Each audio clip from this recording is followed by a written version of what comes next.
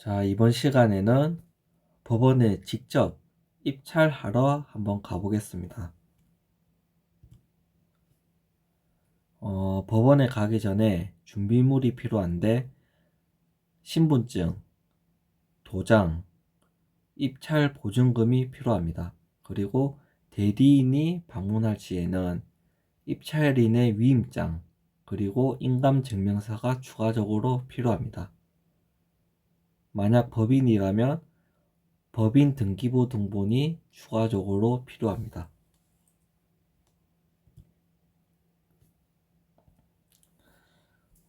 경매를 하러 법원에 가면 주차장이 매우 혼잡합니다. 거의 주차장에서만 1시간 정도 보낼 수도 있기 때문에 여유를 가지고 조금 일찍 가시거나 아니면 대중교통을 타고 방문을 하시는 것이 좋습니다. 법원이 매우 크기 때문에 처음 방문하시게 되면 장소를 못 찾아서 헤맬 수가 있거든요. 그래서 미리 위치를 숙지하고 가시는 게 좋습니다. 입찰장으로 가기 전에 보안 검색대에서 소지품 검사를 합니다. 여기 보안 검색대인데 이 보안 검색대를 통과해야 입찰장으로 갈 수 있습니다. 입찰장에는 게시판에서 공고문을 확인할 수 있으며 매각기일의 연기, 취하 등 변경사항이 있으면 확인할 수 있습니다. 그리고 입찰장에 들어가면 매각 절차 등 안내 교육을 해줍니다. 이 교육이 끝나고 대략 1시간 동안 입찰하게 됩니다. 입찰할 때에는 기일 입찰표, 입찰 보증금 봉투, 그 다음에 입찰 봉투 이 세 가지를 작성하는데 이 서류는 여주분을 좀 챙기고 와서 다음 경매 시 미리 집에서 작성을 해와도 됩니다. 기일 입찰표 작성하는 방법부터 알아볼 건데 일단 본인이 방문할 시를 기준으로 설명을 할 거예요. 설명을 하고 나서 다 하고 나서 노란 색깔 대리인이 할 경우를 설명하고 그 다음에 초록 색깔 공동 입찰할 경우를 이렇게 세 가지를 설명할 생각이니 이렇게 참고하시면 됩니다. 길 입찰표는 이렇게 화면 예시처럼 적으시면 되는데 뭐 날짜 적으시고 사건 번호, 이름, 연락처, 주민등록번호 적으시면 되고 주소는 지번 주소로 적으면 나중에 수정 작업할 수도 있거든요. 그래서 도로명 주소로 처음부터 적어 주시는 것이 좋습니다. 입찰 가격과 보증 금액을 적으실 때는 잘못 적었을 때는 수정이 안 돼요. 수정이 안 되고 처음부터 새로 작성해 주셔야 합니다. 그리고 보증금액, 보증금액은 입찰 가격의 10%가 아니라 최저 입찰가의 10% 되는 금액을 적어 주시면 됩니다. 즉 최저 입찰가는 유찰되고 나서의 가격인데 만약에 100만원짜리가 유찰이 돼서 70만원이 됐다. 70만원의 10%인 7만원을 여기다 적어 주시면 됩니다. 그리고 보증금액은 더 넣으셔도 상관없습니다. 어차피 나머지는 돌려주기 때문에 상관이 없는데 만약 1원이라도 보증금액을 모자라게 적으면 무효 처리가 되기 때문에 주의해 주셔야 합니다. 자, 이렇게 하면 되고 추가적으로 대리인이 할 경우에는 이렇게 작성해 놓고 여기 대리인 칸에다가 더 적어 주시면 됩니다. 더 적어 주면 되고 중요한 것은 오른쪽 밑에 이 부분을 대리인의 이름 및 도장을 찍어 주셔야 됩니다. 이러면 됐고 공동 입찰의 경우에도 마찬가지로 공동 입찰은 이 성명칸에 별지 목록과 같음이라고 적어주시면 되고, 전화번호, 주민번호, 주소 칸은 다 비워두시고, 여기 방문한 사람, 공동 입찰 의 중에서 방문한 사람의 여기 대리인을 적어주시면 되고, 그분을 갖다 적어주시고, 이것도 마찬가지로 오른쪽 밑에 여기 방문한 사람의 이름과 도장을 적어주시면 됩니다. 예, 이러면 기일 입찰표 작성은 다 됐고, 이거 말고 보증금 봉투, 그 다음에 입찰 대봉투 적는 것을 할 건데, 그거 설명하기 전에 지금 대리인이 할 경우하고 공동 입찰할 경우에만 추가적으로 더 작성해야 되는 서류가 있어요.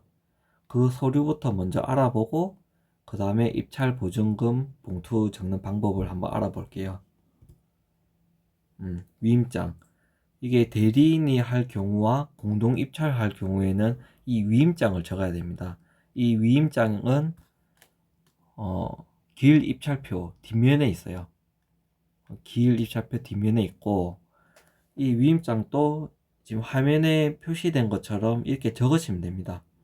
대리인은 방문한 사람의 정보를 적고, 본인에는 이렇게 위임자의 정보를 적어주시면 돼요. 네. 위임자의 정보를 적어주셔야 되고, 여기서 주의할 점은 여기 위임자의 도장 찍는 칸에 여기에다가, 여기는 막도장이 아닌 인감도장을 찍어야 됩니다. 인감도장. 네, 여기는 인감도장을 찍어야 됩니다. 자, 이렇게 하면 위임장 작성이 되는데, 지금 이때 대리인이 할 경우에는 지금 이렇게 작성을 하면 됩니다. 대리인이 할 경우에는. 근데 공동 입찰을 할 경우에는 여기 본인 1, 2, 3 여러 가지가 있죠.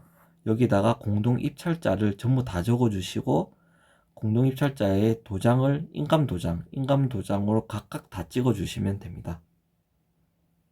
네, 이러면 위임장 작성은 완료되었고, 그 다음에 공동 입찰을 할 경우에만 추가적으로 제출해야 될 서류가 두 가지가 있습니다.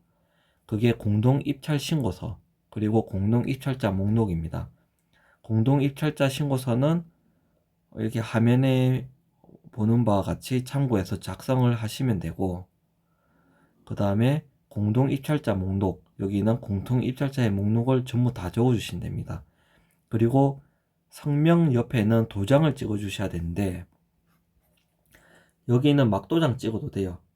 근데 막도장도 챙기고 막 인감도장도 막 바꿔가면서 찍고 하면 헷갈려서 실수할 수도 있기 때문에 그냥 처음부터 인감도장으로 다 찍는 것을 추천드립니다. 그리고 이렇게 다 작성하셨으면 공동입찰신고서와 공동입찰자 목록을 간인을 해주셔야 돼요. 이때 간인을 하실 때는 이 입찰자들의 전원의 도장을 다 찍어 주셔야 됩니다. 자, 그 다음에는 매수 신청 보증 봉투를 한번 작성해 보겠습니다. 이때 화면에서처럼 사건 번호 적고 물건 번호는 없으면 안 적으셔도 되고, 그 다음 제출자 이름 적고 막도장 찍으시면 됩니다. 그리고 뒷면에 보면 인 표시된 부분에 도장 각각 다 찍어 주시면 됩니다. 이렇게 해주면 되는데, 여기에다 입찰 보증금을 넣을 거예요. 입찰 보증금을 넣을 건데, 이 입찰 보증금은 낙찰되지 않으면 다시 돌려줍니다. 그리고 이 보증금은 현금으로 준비해도 되는데, 현금으로 준비하면 이 봉투가 크지가 않아서 다 안 들어갈 수도 있거든요. 그래서 수표로 준비해 주시는 것이 좋습니다. 이것도 마찬가지로 대리인이 할 경우에나 공동 입찰할 경우에는 지금 여기는 없어서 왼쪽 서식에 보면 여기 본인 칸에는 위임자의 이름을 줬고, 여기 도장은 안 찍어도 돼요. 도장 안 찍어도 되고, 대리인 방문한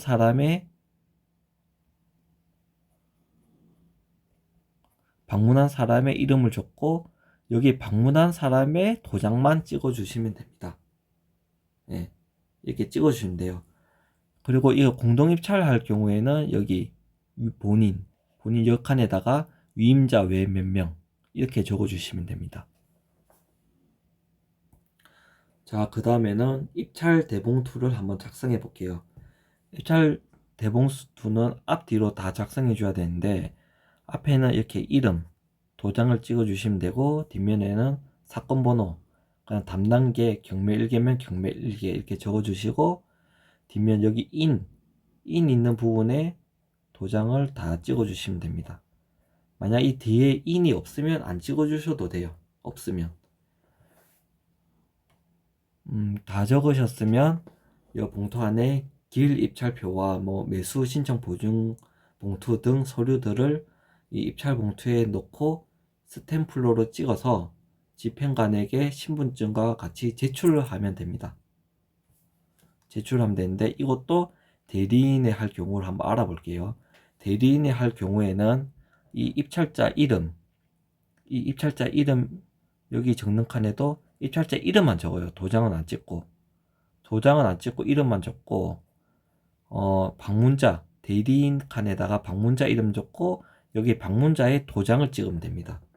여기 방문자 즉 대리인의 도장만 찍으면 됩니다. 그리고 뒷면에도 여기 인 있는 부분에 대리인의 도장을 다 찍어 주시면 돼요.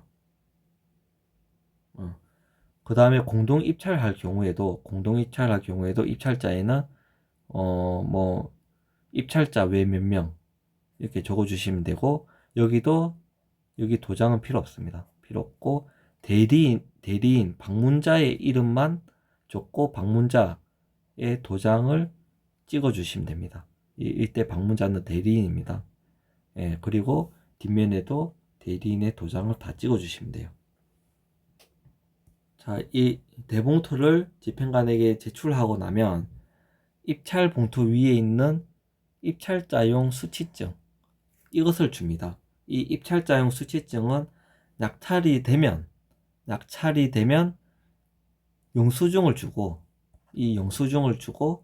낙찰이 안 되면 보증금을 환급받는 데 필요합니다.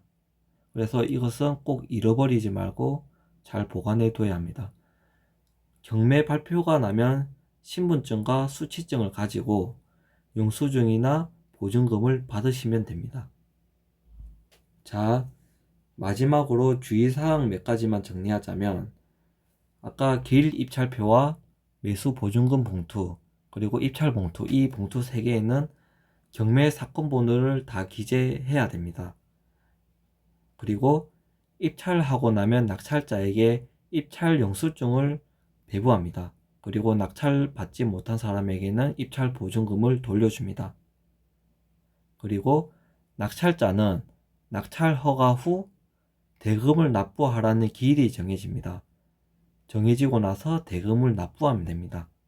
그리고 나서 취득세 등 납부하고 소유권 이전 등기를 하면 됩니다. 이상입니다.